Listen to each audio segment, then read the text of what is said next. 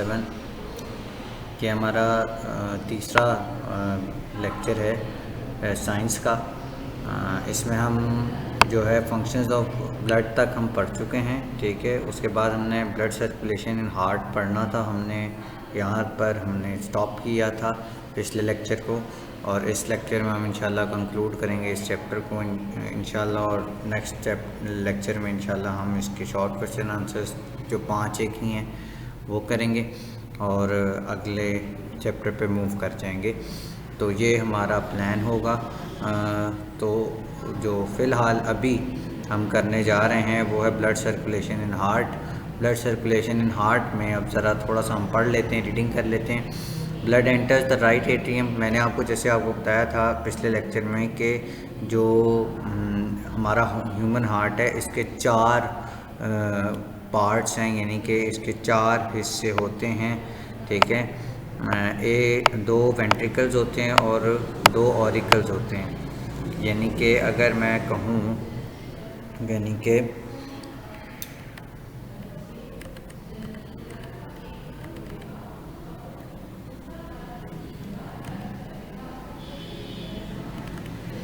जी हाँ, देखिए अगर हम कहें ह्यूमन हार्ट का एक यानी कि पार्ट्स में सिर्फ आपको बताना चाह रहा हूँ कि 2 ऑरिकल्स होते हैं, यानी कि first chamber, second chamber, third chamber, 4th chamber.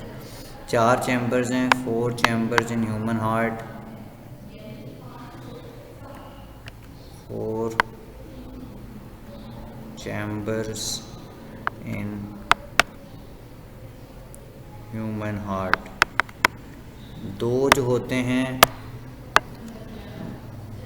2 को हम कहते हैं ऑरिकल्स।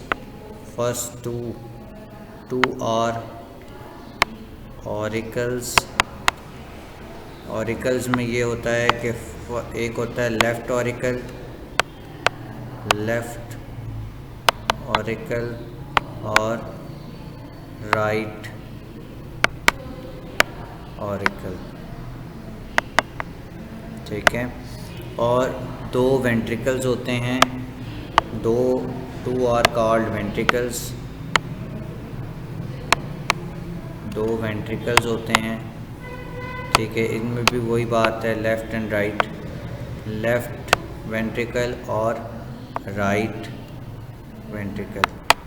2 पार्ट्स हैं, यानी कि टोटल हमारे 4 पार्ट्स हैं। इनके अंदर ही जो ब्लड मूवमेंट है वो होती है। अब कैसे होती है ये अब ज़रा हम देख लेते हैं कि blood enters the right atrium. मैंने आपको बताया कि जी जो ऑरिकल है उसको हम कहते हैं एट्रियम भी कहते हैं, ठीक है। थ्रू 2 लार्ज वेन्स, 2 बड़ी वेन्स के थ्रू इस पार्ट में यानी इस चैम्बर ऑफ द हार्ट में जाकर ब्लड सप्लाई होता है। Called the superior and inferior vena cava. और जो 2 वेन्स इस्तेमाल होती हैं इसको ब्लड को लाने के लिए, उनको हम सुपीरियर और इन्फीरियर वेना कैवा कहते हैं। सुपीरियर और इन्फीरियर इसलिए कहते हैं, सुपीरियर का मतलब होता है ऊपर वाली, और इन्फीरियर वेना कैवा का मतलब क्योंकि ये हार्ट के अंदर वापस लेकर आ रही है ब्लड को, उसको वेन कहते हैं। यानी कि जो भी डीऑक्सीजनेटेड ब्लड, यानी कि जो बॉडी से इस्तेमाल शुदा ब्लड है वो जब हार्ट की तरफ वापस आएगा तो वो वेंस के थ्रू आता है। तो एक अपर बॉडी है आपकी और एक लोअर बॉडी है। तो अपर बॉडी से जो वेन लेकर आती है हार्ट तक ब्लड वो कहलाती है सुपीरियर वेना कैवा, और जो डाउन द बॉडी से लेकर जाती है ब्लड हार्ट की तरफ उसको इन्फीरियर वेना कैवा कहते हैं। These veins bring blood from upper and lower portion of the body except lungs. Lungs के अंदर से ये लेकर नहीं आती है, बाकी पूरी बॉडी में से ये ब्लड लेकर हार्ट तक आ जाती है। This blood is dark red in colour. ये जो ब्लड होता है वो डार्क रेड कलर का होता है। क्यों? क्योंकि ये डीऑक्सीजनेटेड ब्लड है। डार्क रेड होने की वजह यही है कि इसके अंदर से ऑक्सीजन निकल चुकी है, बॉडी इसकी ऑक्सीजन इस्तेमाल कर चुकी है, ठीक है।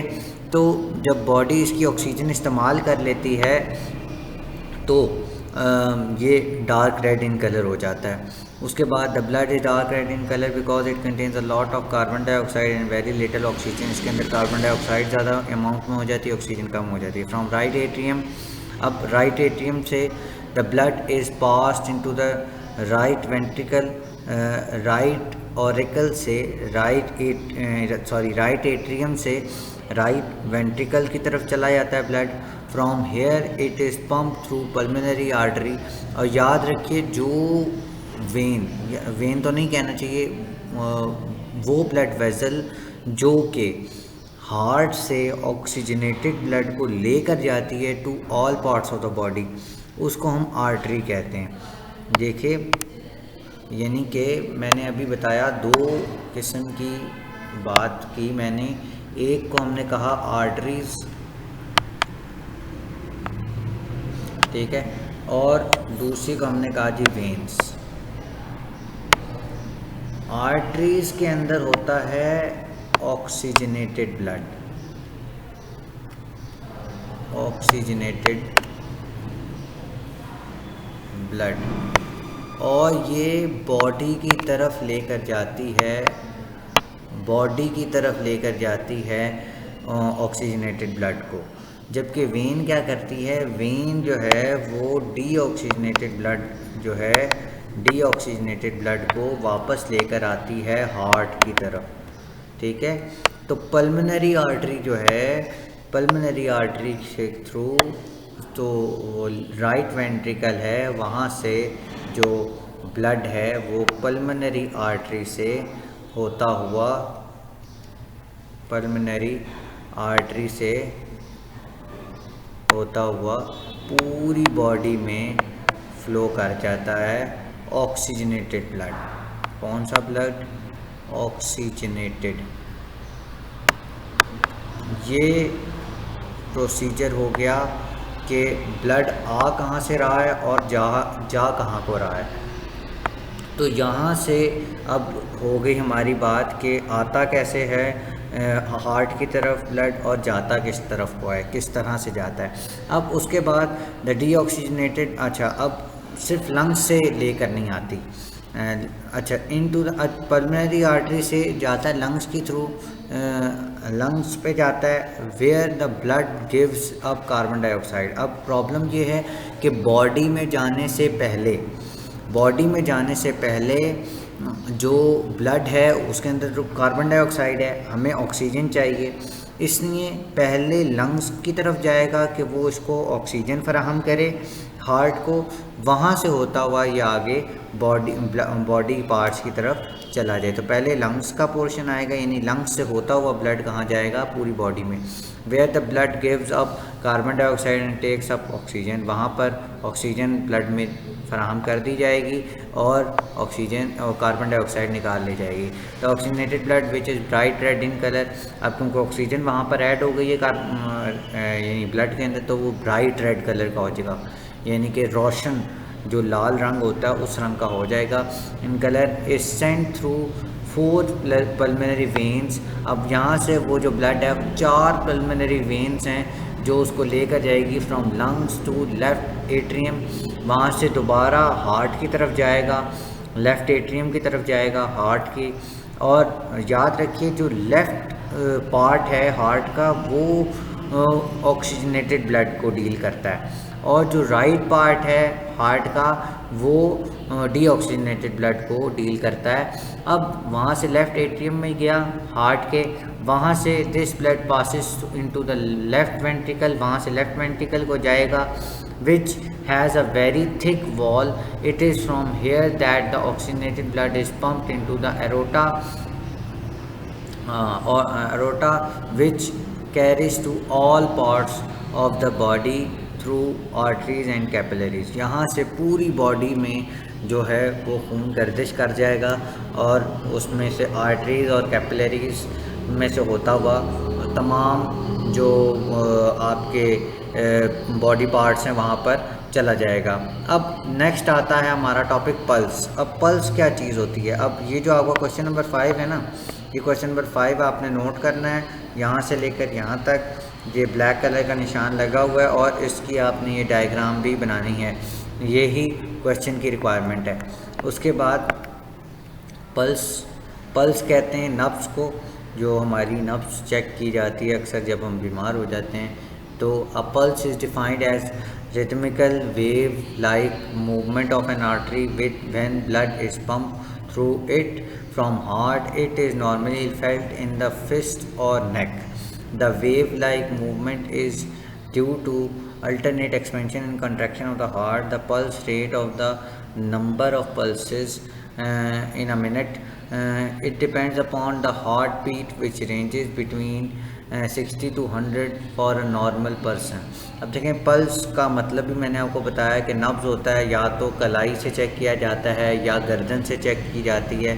तो ये बेसिकली एक रिदमिकल, यानी कि एक बड़ा यानी कि आप समझ लीजिए कि इसमें एक रिदम होती है, एक आप समझ लीजिए तर्ज के साथ ये मूव करती है, एक ख़ास तर्ज के साथ मूव करती है। इसके अंदर पंपिंग होती है, वाइब्रेशन होती है, उसको चेक किया जाता है। ठीक है, ये इसलिए होती है पंपिंग क्योंकि यानी फूलती है, सिकुड़ती है, इस वजह से होती है क्योंकि ये इसके अंदर क्योंकि हार्ट पंप कर रहा है ब्लड को, तो इस वजह से ये फड़कती रहती है जो पल्स है। चाहे आप नेक से चेक करें या आप अपनी यानी कलाई से चेक करें, तो दोनों में ये आपको महसूस हो जाएगी अगर आप गौर से चेक करते हैं तो। अब इसकी जो पल्स रेट होती है वो, क्योंकि ये अक्सर जहाँ आपने समझा होगा कि अक्सर वो ब्लड प्रेशर इससे चेक कर लेते हैं कि जी इसका पल्स रेट कितना है, यानी 1 मिनट में कितनी दफ़ा ये जो वेन है वो फड़कती है या आप समझ लीजिए वाइब्रेट करती है। तो 60 से लेकर 100 तक इसका पल्स रेट होता है नॉर्मल पर्सन के अंदर। एक जो नॉर्मल हेल्दी पर्सन है उसके अंदर 60 से लेकर 100 तक रेंज होती है कि 1 मिनट में इतनी दफ़ा ये धड़कती है। यानी कि जितना बच्चा छोटा होता है उसकी पल्स रेट उतनी ज़्यादा होती है। उसके बाद वो कम होते होते होते होते 60 तक कम से कम आती है उसकी पल्स रेट। क्योंकि बुज़ुर्ग हो जाते हैं उनका अक्सर ब्लड प्रेशर लो हो जाता है या अक्सर हाई भी हो जाता है, तो ये इस रेंज के अंदर मूव करती है। इसके बाद आता है heart beat. A regular distinct lub dub का मतलब ये है कि जो दिल धड़कता है उसकी एक ख़ास आवाज़ है। साउंड कैन बी, धड़कने की जो आवाज़ है उसको लब डब कहा जा रहा है। Sound can be heard near the chest, ये आपके चेस्ट में सुनाई देती है। Sound is periodically produced by regular contraction and expansion of the heart. This periodic contraction and expansion of the heart is known as the heartbeat. ये जो एक ख़ास वक्फे के बाद बार बार आपका दिल धड़कता है, इसको हम हार्ट बीट कहते हैं। ठीक है, धड़कन कहते हैं। ठीक है, the rate of heart beat varies from person to person. अब ये जो रेट ऑफ हार्ट है वो यानी हार्ट बीट का जो रेट है, यानी कितनी दफ़ा 1 मिनट में धड़कता है, ये पर्सन टू पर्सन वेरी करता है। बंदे यानी जितना इंसान कम बड़ा है, बुज़ुर्ग है, जितना कम एज का उसके ऊपर डिपेंड करता है कि जी कितनी दफ़ा धड़केगा 1 मिनट में। The heart beat on the average is 72 to 75 times 1 minute. एक एवरेज पर्सन जो होता है, जो एक नॉर्मल पर्सन है, उसकी हार्ट बीट जो होती है वो 72 से 75 दफ़ा 1 मिनट में धड़कता है। The heart beat is faster in children and slower in old people. जो हमारे छोटे बच्चे होते हैं उनके अंदर जो है वो हार्ट बीट तेज़ होती है, और जितना इंसान बड़ा होता रहता है उतनी उसकी हार्ट बीट कम होती रहती है। A newborn baby has a heartbeat of about 140 and a 3-year-old is about 100 beats per minute. जो सब बहुत छोटा नौमौलूद बच्चा होता है, यानी जो अभी पैदा हुआ है, उसकी जो हार्ट बीट होती है वो तकरीबन 140 बीट्स पर मिनट होती है। इन 3-year-old अगर 3 साल का बच्चा है तो उसके अंदर 100 होती है, 1 मिनट में 100 दफ़ा धड़कता है। उसके बाद ये हमारी बात ख़त्म होती है हार्ट बीट की। उसके बाद आता है नर्वस सिस्टम। नर्वस सिस्टम हमारे ब्रेन का सिस्टम है। ये जो हमारे एहसासात चल रहे हैं, यानी टच जो है हमारी टच, टेस्ट, स्मेल, यानी कि विज़न, ये हमारी जो एहसासात हैं, ये जो हमारी हसास हिस्से हैं जो काम करती हैं वो बेसिकली नर्वस सिस्टम के थ्रू ही चलती हैं।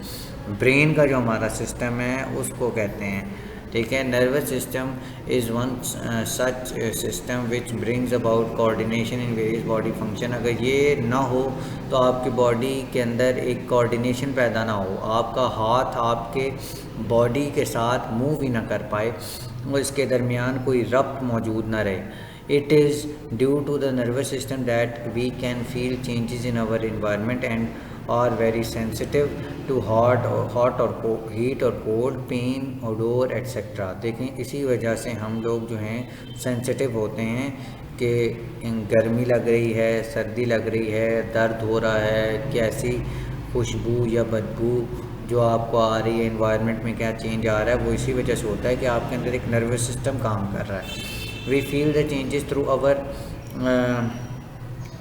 hearing, sight, through our senses. Senses में अब कौन कौन सी सेंस आती है? hearing सुनने की, sight देखने की, smell सूंघने की, touch यानी कि जो स्किन की है यानी छूने की, taste चखने की, ये these are 5 senses we have. Ears, eyes, nose, skin and tongue are the respective sense organs. ये हमारे respective sense organs हैं। कान से हम सुनते हैं, ठीक है, आँख से देखते हैं, नाक से सांस लेते हैं या सूंघते हैं, स्किन से हम जो है वो टच करते हैं कोई शय कितनी गर्म या ठंडी है, एंड टंग उस जो ज़ुबान है उससे हम चखते हैं, ठीक है। अब ये सारी बातें हमारी कौन कंट्रोल करता है? नर्वस सिस्टम कंट्रोल करता है। The respective sense organs to perceive the above senses, the nervous system is made up of specialized cells called neurons. अब जो नर्वस सिस्टम है उस ख़ास किस्म के सेल्स से मिलकर बना है, आम सेल्स नहीं हैं ये। इन सेल्स को जैसे मैंने कहा था शुरू में कि हमारी बॉडी जो है वो सेल्स से मिलकर बनी है, तो ये जो स्पेशल टाइप ऑफ सेल्स हैं जो नर्वस सिस्टम को कंट्रोल करते हैं या नर्वस सिस्टम में अपना पार्ट अदा करते हैं, अपना हिस्सा डालते हैं, वो जो हैं वो बड़े ख़ास किस्म के सेल्स हैं जिनको हम न्यूरॉन्स कहते हैं। Nervous system consist of the following organs. Nervous system के अंदर कुछ ख़ास किस्म के ऑर्गन्स हैं 4, जिसको हम ये नाम है उनके। ब्रेन दिमाग है, स्पाइनल कॉर्ड यानी कि आपकी समझ लीजिए कि रीढ़ की हड्डी है, नर्व्स जो उसके अंदर कुछ नर्व्स हैं वो काम कर रही हैं, यानी स्मॉल वेन्स हैं वो काम कर रही हैं जो मैसेज रिसीव करती हैं, भेजती हैं, ब्रेन से आने वाले मैसेजेस को रिसीव करती हैं, ब्रेन को मैसेजेस भेजती हैं। सेंस ऑर्गन्स और आपके सेंस ऑर्गन्स हैं जो कि ये सारे काम में अमल करते हैं। अब ब्रेन में the brain is a delicate and the most important organ of the nervous system. It is situated in the head within a box known as brain box. हमारा जो दिमाग है वो बड़ा स्पेशल किस्म का ऑर्गन है, इंतहाई डेलिकेट, इंतहाई खूबसूरत और इंतहाई एक शाहकार जो अल्लाह ताला ने बनाया है उसमें से एक शाहकार है। इंसान की जो दुनिया में जो सबसे मुश्किल शय है किसी शय को समझना तो वो इंसानी दिमाग है। अब इसमें ये होता है कि the brain is delicate in the most important organ of the nervous system. ये सबसे इम्पॉर्टेंट ऑर्गन है नर्वस सिस्टम का, अगर ब्रेन ना हो तो कुछ ना हो, ठीक है। अब इसमें ये होता है कि ये जो हमारे ब्रेन के बाद ये जो हमारा ब्रेन जो है वो एक ख़ास किस्म के बॉक्स में मौजूद है, एक ब्रेन बॉक्स जिसको हम कहते हैं उसमें मौजूद है। उस ब्रेन बॉक्स के अंदर इसलिए रखा गया है ताकि ये जो हमारा ब्रेन है वो सिक्योर रहे, उसको कोई नुकसान ना हो, जिसको आप स्कल कहते हैं ना, खोपड़ी, ये उसके अंदर बंद होता है ताकि ये सिक्योर रहे, इसको किसी किस्म का नुकसान ना हो क्योंकि बड़ा नाजुक ऑर्गन है, ठीक है। And is well protected by the skull, ये जो है स्कल के थ्रू प्रोटेक्ट किया जाता है। The brain controls and coordinate most human activities and average adult human brain is made up of about 100 billion neurons. ये जो ब्रेन है हमारा 100 बिलियन न्यूरॉन से मिलकर बना हुआ है और इसके अंदर बहुत कम्प्लेक्शन है। Spinal cord it is tube like structure that runs inside the vertebral column. अब जो स्पाइनल कॉर्ड है हमारी जो रीढ़ की हड्डी है उसके अंदर एक ख़ास ट्यूब है, यानी ये ख़ास किस्म की ट्यूब है, ट्यूब लाइक स्ट्रक्चर है that runs inside the vertebral column. ये हमारी वर्टिब्रल कॉलम के अंदर मूव करती है, ठीक है। The spinal cord is about 50 centimetre long. ये जो स्पाइनल कॉर्ड है ये तकरीबन 50 सेंटीमीटर लंबी होती है। The brain and spinal cord together form the central neuron nervous system. ये जो ब्रेन और स्पाइनल कॉर्ड जो मिलकर काम करते हैं, इसको इन दोनों को मिलकर, यानी कि दो पार्ट्स मिलकर, उनको कलेक्टिवली हम क्या कहते हैं, यानी ब्रेन और स्पाइनल कॉर्ड को दोनों को अगर हम मिला लें, ब्रेन प्लस स्पाइनल कॉर्ड, ठीक है, ये जो हमारे हैं इन दोनों को हम क्या कहते हैं, इनको हम कहते हैं सेंट्रल नर्वस सिस्टम, CNS। इसको हम कहते हैं सेंट्रल नर्वस सिस्टम, ये CNS कहा जाता है इसको। इसके बाद नर्व्स आ जाती हैं। नर्व्स में क्या क्या चीज़ें, nerves carry messages in the form of impulses in the body, they are formed by number of neurons, the pathway of an impulse is the nerve. देखें जो नर्व्स हैं वो मैसेजेस लेकर जाती हैं ब्रेन से बॉडी, बॉडी से brain की तरफ, ठीक है। फॉर्म ऑफ इम्पल्सेस की फॉर्म में लेकर जाती हैं, जैसे पल्स होती है इस तरह लेकर जाती हैं, यानी वाइब्रेशन के साथ लेकर जाती हैं। In the body they are formed by number of neurons, ये बहुत सारे न्यूरॉन्स से मिलकर बनती हैं लातादाद। The pathway of impulse is the nerve, जहाँ से गुजरती है उसको हम नर्व कहते हैं। An impulse travels at the average speed of about, average speed इसकी कितनी होती है, जितनी देर में ये मैसेजेस लेकर जाती है, इतनी स्पीड के साथ जाती है कि 20 to 30 मीटर्स पर सेकंड, यानी 20 से 30 मीटर का डिस्टेंस पर सेकंड के से ट्रैवल कर लेती है। The nerves are of 3 types, ये नर्व्स जो हैं ये 3 तरह की होती हैं, sensory nerves, motor nerves, mixed nerves.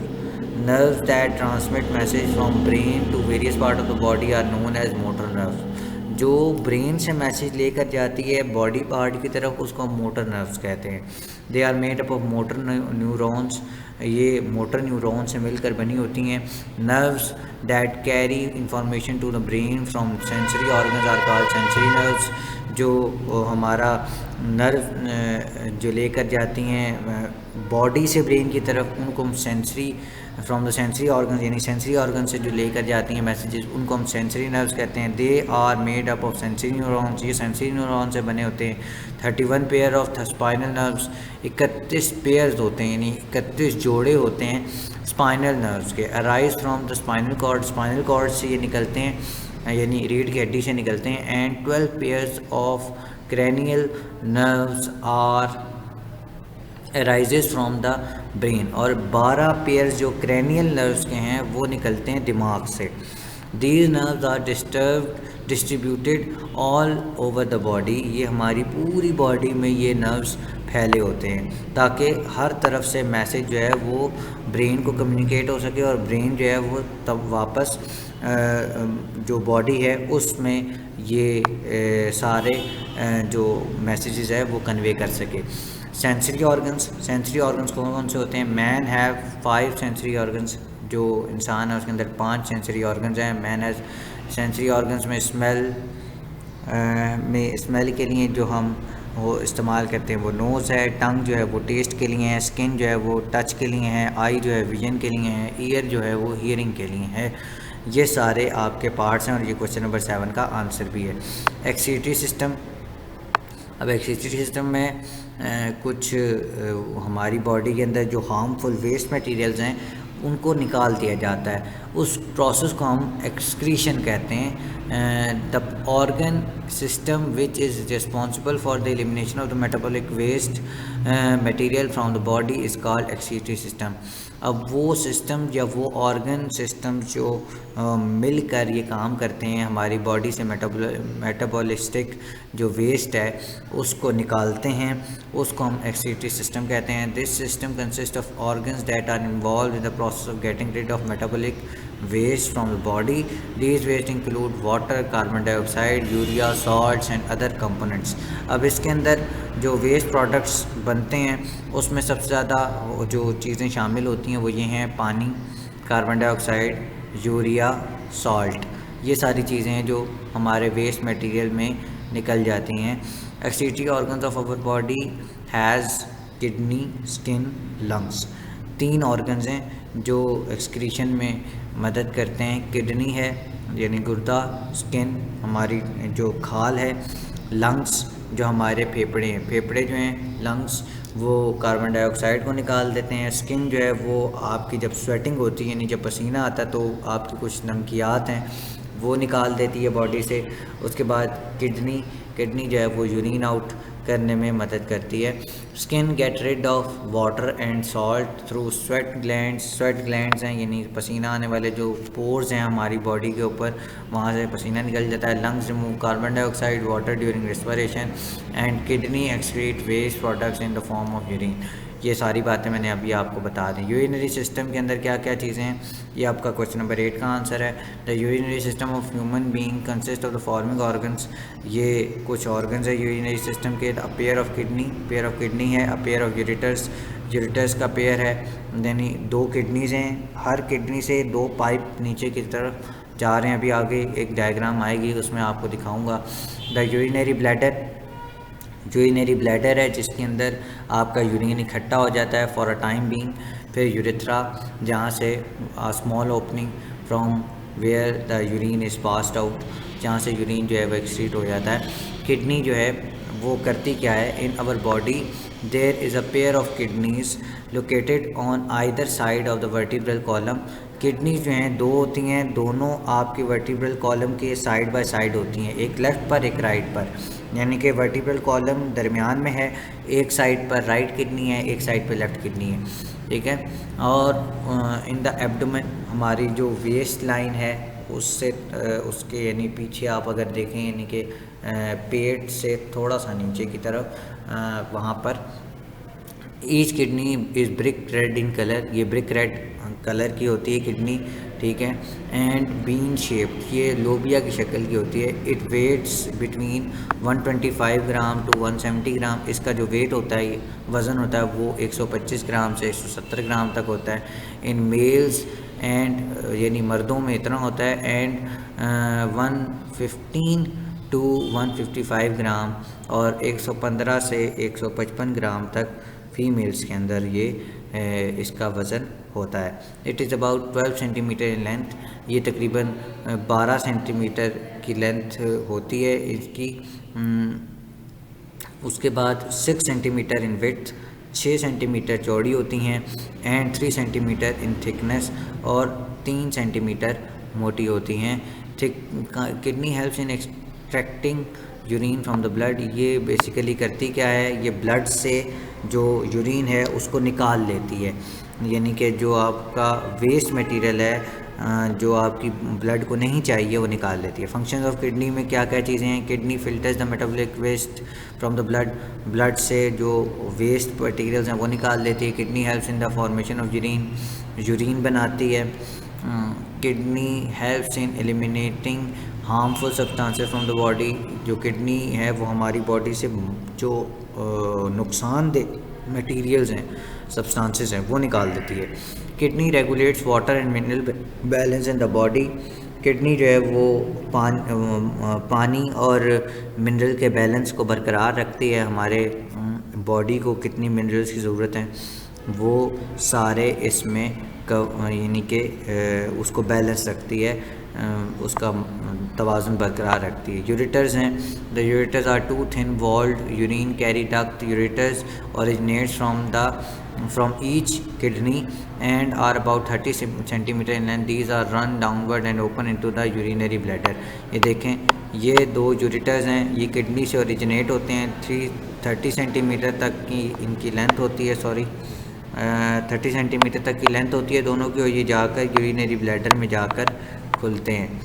उसके बाद यूरिनरी ब्लैडर क्या है? It is a bag like structure. ये एक थैलेनुमा शक्ल है, structure in which urine is stored, जिसके अंदर जो यूरिन है वो स्टोर हो जाता है।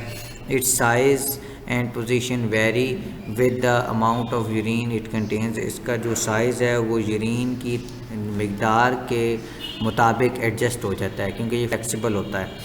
यूरेथ्रा क्या है? The urethra is the duct which carries urine from the urinary bladder outside the body। और यूरेथ्रा वो है जो यूरिनरी ब्लैडर से आपके जो यूरिन है उसको बाहर ले जाता है बॉडी से। लास्ट हम कुछ सिस्टम्स हैं वो जल्दी जल्दी पढ़ लेते हैं। Reproductive system, all living things reproduce maintain the continuity of their species. The reproductive organs in males and females differ in size as well as in function. In male reproductive system consist of pair of testis and in females it comprises of pair of ovaries. Testes produce specialized cells called sperms, while ovaries produce ova, singular ovum, or eggs. The sperm fuses with the egg to form a new embryo which develops into a baby. The sperms and ova are called gametes. अब जो reproductive system है वो एक ख़ास किस्म का system है जिससे जो हमारी जो नस्ल है वो आगे चलती है। एक जानवर की या एक इंसान की नस्ल आगे चलती है। मेल और फीमेल रिप्रोडक्टिव ऑर्गन्स में काफ़ी फ़र्क होता है। मेल रिप्रोडक्टिव ऑर्गन्स डिफरेंट होते हैं, ये पेयर ऑफ टेस्टिस से होते हैं इनके अंदर, जबकि फीमेल्स के अंदर पेयर ऑफ ओवरीज होती हैं। और जो मेल्स हैं उनके अंदर टेस्टिस जो हैं वो स्पर्म्स प्रोड्यूस करते हैं, जबकि ओवरीज जो हैं फ़ीमेल के अंदर वो एग्स प्रोड्यूस करती हैं। स्पर्म और एग जो है वो आपस में मिलकर एक नया एम्ब्रियो बनाता है, और एम्ब्रियो जो है वो बढ़ता बढ़ता एक बेबी की शक्ल इख्तियार कर जाता है। Muscular system, the system is compose of different types of muscles. ये जो मस्कुलर सिस्टम है ख़ास किस्म के मुख्तलिफ़ किस्म के मसल्स यानी गोश्त से बना होता है। It is responsible for all type of movement of the body and it's internal organs. It also support the body and also maintain its shape.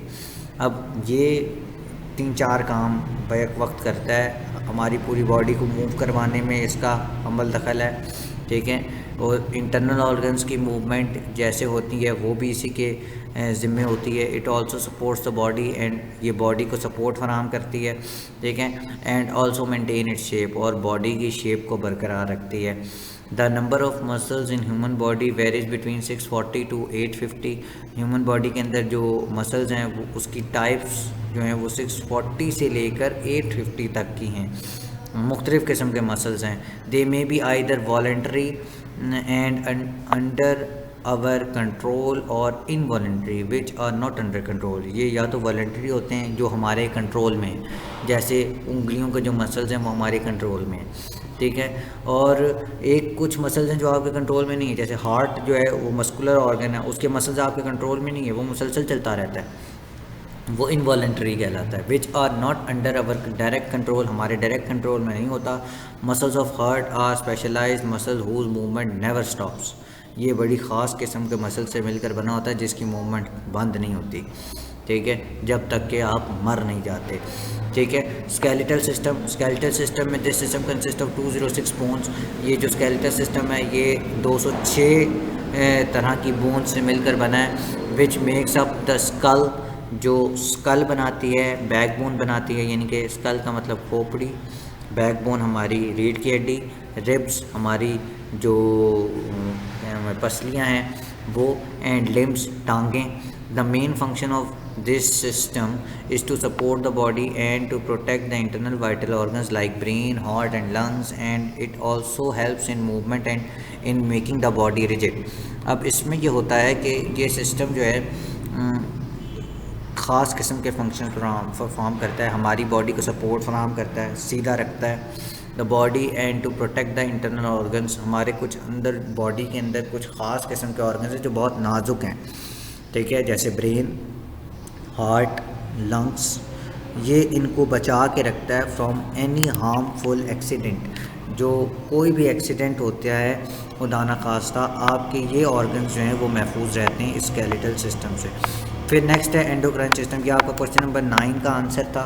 मैंने 8 का भी बता दिया, 7 का भी बता दिया है, ठीक है। उसके बाद एंडोक्राइन सिस्टम है। एंडोक्राइन सिस्टम में क्या होता है कि the endocrine system consist of 7 ductless gland. का ख़ास किस्म के ग्लैंड्स हैं जो कुछ रतूबतें निकालते हैं हमारी बॉडी के अंदर, लेकिन इसकी डक्ट नहीं होती। डक्ट का मतलब पाइप, कोई पाइप नहीं होता जिसमें से ये हार्मोन्स गुजरें, यानी ये जो एक्सक्रीशंस हैं वो निकलें। एक्सक्रीशंस कह रहा हूँ, सॉरी, ग्लैंड्स हैं जिसमें से कुछ रतूबतें निकलनी हैं, ठीक है। वो रतूबतें जो हैं वो डक्ट के बगैर निकलती हैं। इन जो यानी कि जो ग्लैंड जो हैं वो ख़ास किस्म की रतूबत जो निकालते हैं उसको हार्मोन्स कहते हैं। Hormones are chemical compounds which are responsible for bringing about control and coordination between various functions of the body, and in this way they control the growth and development of the body. अब control और coordination फराहम करते हैं ये hormones, ठीक है। Body के functions में ये एक अहम किरदार अदा करते हैं।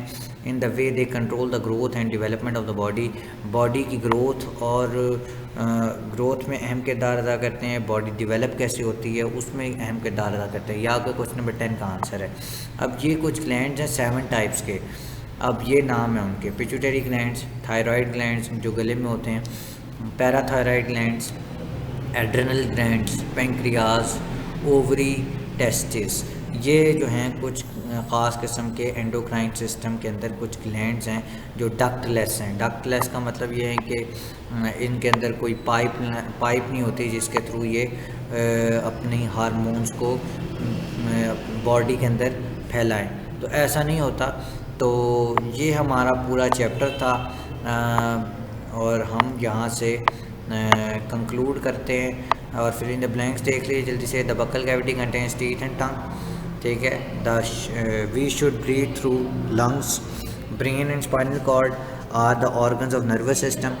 The blood is carried to all the organs of the body by arteries, मैंने आपको बता दिया। The skeletal system protect brain, hearts and lungs.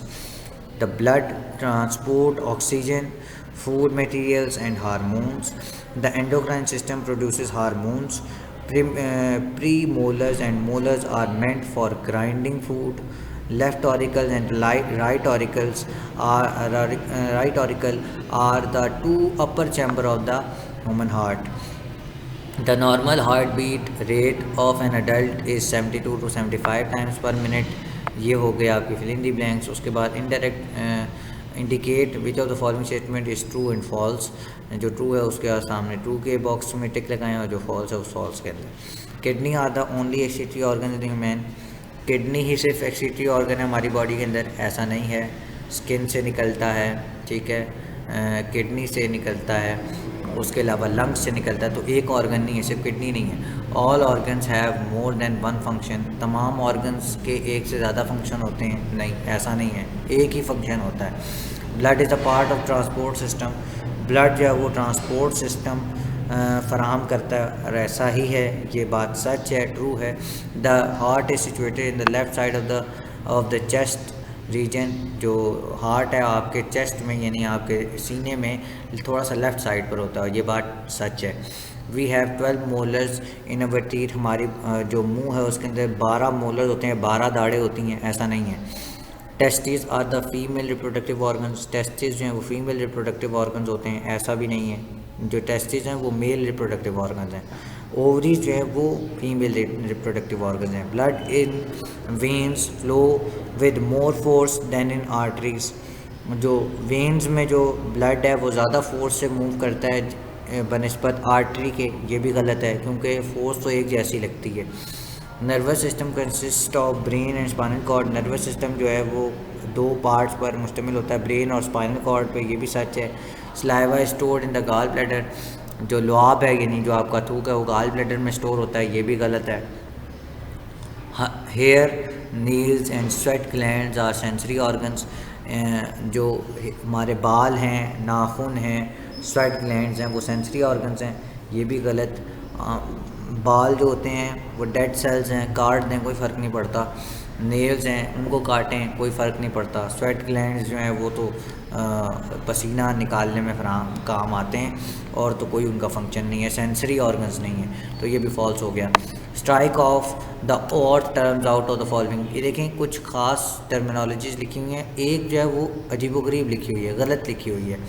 यानी 3 एक जैसी हैं, चौथी एक अलहदा ही है। वो जो चौथी है वो इंडिकेट करनी है। इंटेस्टाइन, स्टमक, गॉल ब्लैडर, ये तीनों तो हैं जो हमारे डाइजेस्टिव सिस्टम में काम करते हैं, जबकि किडनी क्या है, वो यूरिनरी सिस्टम में काम करता है। तो किडनी को आपने स्ट्राइक करना है, किडनी के ऊपर टिक लगाना है। Saliva, pancreatic juice, bile juice और ब्लड, जो 3 हैं वो डाइजेस्टिव सिस्टम में काम करते हैं। पहले 3 saliva, pancreatic juice, bile juice. जबकि ब्लड जो है वो जूस नहीं है कोई, वो एक अलहदा यानी एक समझ लीजिए कि सर्कुलेटरी सिस्टम का एक इंटीग्रल पार्ट है, बहुत ज़रूरी पार्ट है। Heart, veins, ureters, capillaries. Heart, veins और हार्ट, वेन्स एंड कैपिलरीज, ये तीनों तो सर्कुलेटरी सिस्टम के ऑर्गन हैं। जबकि यूरेटर जो है वो हमारा यूरिनरी सिस्टम का ऑर्गन है। Kidney, spinal cord, ureter, urethra. Kidney, ureter और यूरेथ्रा ये एक ही सिस्टम के ऑर्गन्स हैं, जबकि स्पाइनल कॉर्ड जो है वो नर्वस सिस्टम का ऑर्गन है।